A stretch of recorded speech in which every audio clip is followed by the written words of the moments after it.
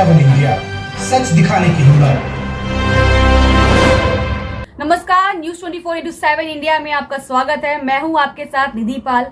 चलिए शुरुआत करते हैं आज की ताजा खबरों की। शनिवार को कांग्रेस विधायक डॉक्टर विक्रांत भोरिया द्वारा प्रेस वार्ता आयोजित कर मुख्यमंत्री मोहन यादव द्वारा आदिवासियों को फोकट का अनाज मिलने जैसे शब्दों का प्रयोग करने पर घोर निंदा व्यक्त की है। विधायक डॉक्टर विक्रांत भोरिया ने बताया कि मध्य प्रदेश सरकार के मुख्यमंत्री डॉक्टर मोहन यादव 25 अप्रैल को भारतीय जनता पार्टी की लोकसभा प्रत्याशी अनीता नागर सिंह चौहान के नामांकन फॉर्म जमा करने में सम्मिलित हुए थे। उन्होंने एक आम सभा को भी संबोधित किया था। आम जनसभा को संबोधित करते हुए उन्होंने फोकट का राशन अपने भाषण में कहा था। ये भाषण अब रतलाम, झाबुआ, अलीराज संसदीय क्षेत्र में सुर्खियां बटोर रहा है। मुख्य प्रमुख आदिवासी संगठनों ने फोकट के राशन का मुख्यमंत्री के भाषण का विरोध हो रहा है।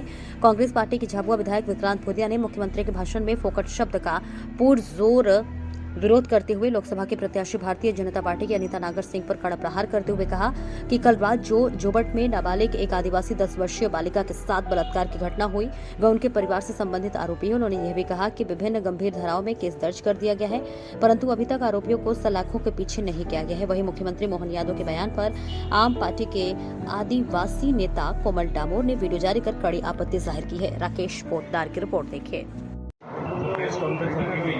उसमें उपस्थित हमारे झाबुआ के लोक विधायक डॉक्टर विक्रांत भोरिया जी, कांदा विधायक श्री वीर सिंह भोरिया जी, हेटलावर के पूर्व विधायक पाल सिंह मेड़ा जी, हमारे प्रवक्ता प्रदेश के भूपेंद्र जी और अन्य सभी हमारे नेता प्रमुख है।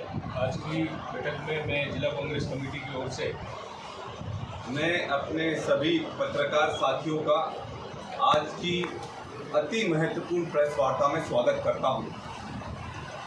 आज एक बहुत बड़ा खुलासा मैं आप सबके सामने करूंगा, पर उसके पहले जो स्थिति आप सब झाबुआ जिले और लोकसभा में देख रहे हैं वो आपके सामने रखना चाहूंगा। अभी 2 दिन पहले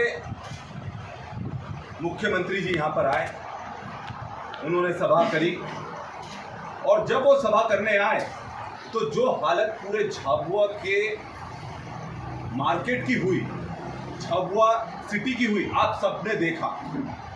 इस तरह से बैरिकेडिंग कर इतना ज़्यादा परेशान करा गया नागरिकों को। 4-4, 5-5 घंटे बैरिकेडिंग कर जिस तरह से कोई बाहर से हमला करने आ रहा और जो व्यापारी थे उनके पेट पर तो लात मारी, क्योंकि शादी का समय चल रहा है। जो आदिवासी खरीदने आए थे वो भी परेशान होते रहे और जिस तरह से हमने एक डर का माहौल देखा, शहर के लोगों ने डर का माहौल देखा कि अगर ये लोग आ गए तो क्या होगा।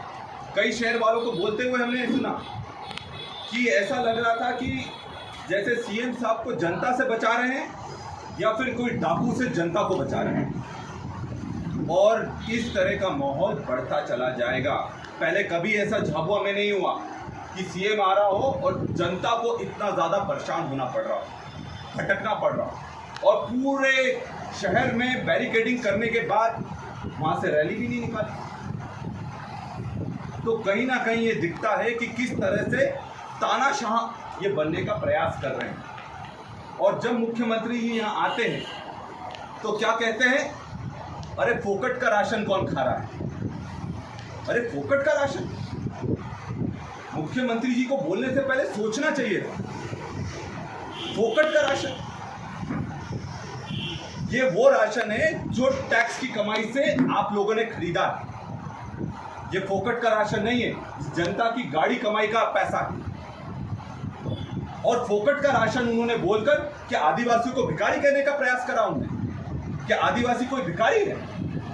क्या हमने कोई भीख मांगी आपसे कि आप हमको राशन दो? हमने आपसे रोजगार मांगा कि आप हमको रोजगार दो ताकि हम नौकरी करें और खुद कमाने के लिए स्वतंत्र हों, पर आप रोजगार नहीं दे पाए, इसलिए आपको राशन बांटना पड़ रहा है। और एक और चीज मैं बता दूं, ये राशन जो है ये कांग्रेस पार्टी ने जब फूड सिक्योरिटी एक्ट, जो खाद्य सुरक्षा अधिनियम लेकर आए थे, उसमें यह सुनिश्चित करा था कि खाद्य सामग्री पर खाने का अधिकार, जो खाद्य सामग्री है उस पर हर नागरिक का अधिकार है, कोई भूखा नहीं मरेगा,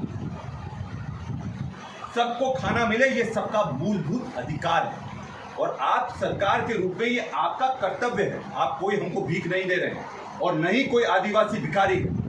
और ये आपने आदिवासियों के आत्मसम्मान को ठेस पहुंचाई है। इसके लिए मुख्यमंत्री जी को माफी मांगना चाहिए, पूरे समाज से माफी मांगना चाहिए। और वहां आप हाथ हिलाकर बोल रहे हैं कि फोकट का राशन कौन खाता है, फोकट का खाना कौन खाता है। ये आप कोई जेब से नहीं दे रहे हैं। हम तो आज भी बोल रहे हैं हमें राशन नहीं चाहिए, आप हमको रोजगार दो। आप रोजगार दे देते हैं, आप राशन बंद कर दीजिए ताकि कोई भी भूखा नहीं मरे। और जो हालत पूरे प्रदेश की 20 सालों में हुई है सब जानते हैं। महंगाई इतनी जबरदस्त हो गई और इतनी ज्यादा महंगाई में ऊपर से आपने जीएसटी लगा दिया है, गब्बर सिंह टैक्स।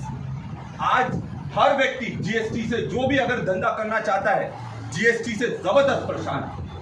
और अभी तो एक नया टैक्स आ गया है जो सब में बात चल रही है कि बोले कि अगर ये भाजपा वाले जीत गए तो डाकू टैक्स लगा देंगे। अगर आपको जान बचानी हो तो डाकू टैक्स दो, आपको शांति से रहना हो तो डाकू टैक्स दो, आपको सुरक्षा चाहिए हो तो डाकू टैक्स दो। और ये डाकू टैक्स से जबरदस्त लोग भयभीत हैं, क्योंकि जो अलीराजपुर में तो यही चलता है, डाकू टैक्स। आप पैसा दो, आप तभी आपको सुरक्षा मिलती है, नहीं तो आपका कब क्या आपके साथ हो जाए आपको पता नहीं है। और पूरा आतंक का माहौल चल रहा है, कानून व्यवस्था पूरी तरह से ध्वस्त हो गई है, सिर्फ जिले में नहीं पूरे मध्य प्रदेश में। और ये जो मैं खुलासा आपके सामने करना चाह रहा हूं ये उसी से संबंधित है। अभी कल हमारे सामने एक जबरदस्त शर्मनाक वाकया आया जिसमें एक हमारी बेटी के साथ, आदिवासी बेटी के साथ, 10 साल की आदिवासी बेटी के साथ नागर सिंह जी के परिवार के लोगों ने बलात्कार करा। नागर सिंह जी के परिवार के व्यक्ति ने बलात्कार 10 साल की आदिवासी बेटी के साथ करा। शर्म आना चाहिए। हमारे समाज की ये रीति नीति नहीं है, ना ही हमारे अंचल की रीति नीति है। बाहर पहले ही हम सुनते थे कि एक कभी 5 साल की बच्ची के साथ हो रहा है, 6 साल की बच्ची के साथ, पर पहली बार हमारे जिले में इस तरह का घिनौनी हरकत हुई और उसमें नागर सिंह जी का परिवार खुद शामिल हो रहा है। तो इसमें नागर सिंह जी को स्पष्टीकरण देना होगा। कौन लोग थे? एफआईआर में नाम है, एफआईआर में नाम है, जिस व्यक्ति ने करा उसका एफआईआर में नाम है। और अब मैं नागर सिंह जी से पूछता हूं और भाजपा से पूछता हूं, क्या यही संस्कार भारतीय जनता पार्टी के हैं, जिस संस्कारी पार्टी को बोला जाता है? और सबसे बड़ी दुख की बात यह है उसको दबाने की कोशिश की गई। कल लीपा पोती करने का कोई प्रयास नहीं छोड़ा गया। हमने बात करी एसपी से, तब जाकर एफआईआर हुई और उन लोगों को पकड़ा गया। पर मेरा यह सवाल है, क्या आरोपियों के घर पर अब बुलडोजर चलाएंगे?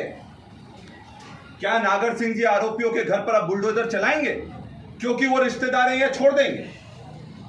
देखो, हम बुलडोजर चलाने के कभी पक्ष में नहीं रहते, ये जंगल राज नहीं है। पर बीजेपी यही बोलती है ना, जो हो बुलडोजर। इसमें करीब 8 धाराओं में टाइमिंग हुई है, 8 धाराओं में टाइमिंग हुई है।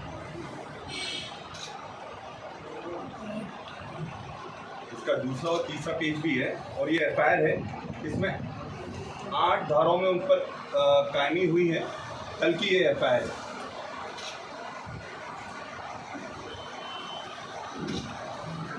ये चीज अब आपके हाथ में है कि ये जो सच की लड़ाई है आप कितनी ताकत से रख सकते हैं ताकि हमारी जो आदिवासी बहन को है उसको न्याय मिल सके। जो ये मुख्यमंत्री फोकट का राशन कहते हैं, जो हमारे आदिवासियों को भिखारी कहते हैं, ये चीज वो स्पष्टीकरण करें। और जब भी मुख्यमंत्री जी आते हैं एक बार आदिवासियों का अपमान तो करते हैं। जब पिछली बार आए तो ये कहकर गए कि महुआ खाने वाले या महुआ का उपयोग करने वाले गए बीते लोग हैं। ये हमारी संस्कृति का अपमान था। इनको शराब माफियाओं से परहेज नहीं है, इनको महुए से परहेज है। जिसमें इनको पैसा मिलता है, टैक्स मिलता है, उससे इनको परहेज नहीं है। बाकी जो आदिवासी जिस चीज को वापरते हैं, जिस चीज को सम्मान देते हैं, उस चीज से इनको आपत्ति है। और यही मैं अपनी बात रखना चाहता था। और मैं चाहूंगा कि वीर सिंह जी भी और लाल सिंह भाई भी 2 बात कहें। डोबलाजीरी के हाई स्कूल में पूरे जिले में डोबलाजीरी के हाई स्कूल की सिर्फ 12% पासिंग रेट है। कितना? 12%। मतलब पूरे जिले में सिर्फ 12%। अगर सबके हाथ में बंदूक थमाएंगे तो पढ़ाई लिखाई कौन करेगा? ये सबसे बड़ा सवाल है।